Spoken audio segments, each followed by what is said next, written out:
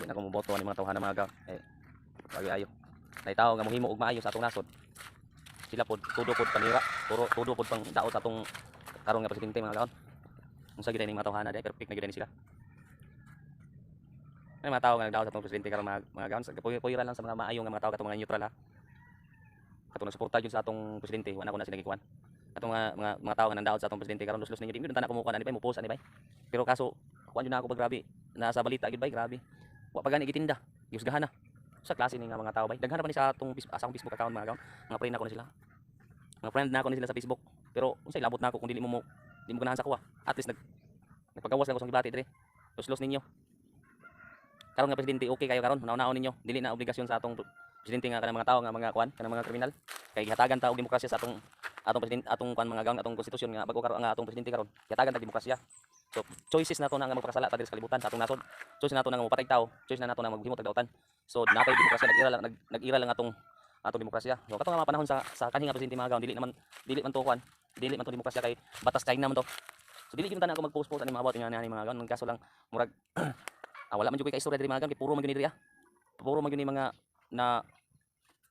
nakuanan sa dating nga presidente. Ako presidente, atong presidente na ko sauna si Digong. Sa pagkaron si Marcos na. Ano mo suportar man kuan ng mga tao nga wala naman dira sa atong kuan. Los-los. Dili na ako moboto sa inyo ha. Tuyo lang ko maninaon. Moboto mo sa inyo ha nga.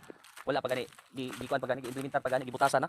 Unsa man klase nga mga tao ng mga utok Nga na gid nang mudapit ta sa lain nasod mga gaon no. Pwede nato ikuan. Kaso lang daghan naman ko ni nag-idol nila ni mga gaon kay kini sila mga gaon kuya man ni sila mo brainwash og mga tao. So ila na pud mga gaon, ila pud mga panirada. Sus, mudagan kag presidente. Yampo gyud ako ni ka makadaog. Kaya nga akong presidente karon kung padagano ni Bongbong Marcos si kanang atong defense minister si ngana nga tao na si Gibo si Durop mao na akong himong presidente. Mao gyud na mudaog. Di na ako napadaog ng mga tao nga kusog ng daot. O tinuod na di kuan lagi nag-exist lagi ang panahon sa panahon ni Digong. Nag-exist lagi ang mga kuan lagi. Ang balaod. Nakita man gyud nato na. Okay na to nga mga balaod nga iyang ipakita mga gaon nga ang gobyerno gyud ang molihok sa pag kuan gyud sa mga tao pag panglimpyo sa mga dalan nga kanang ingonana nga iwar kabay sa ingonana nga mga kuan.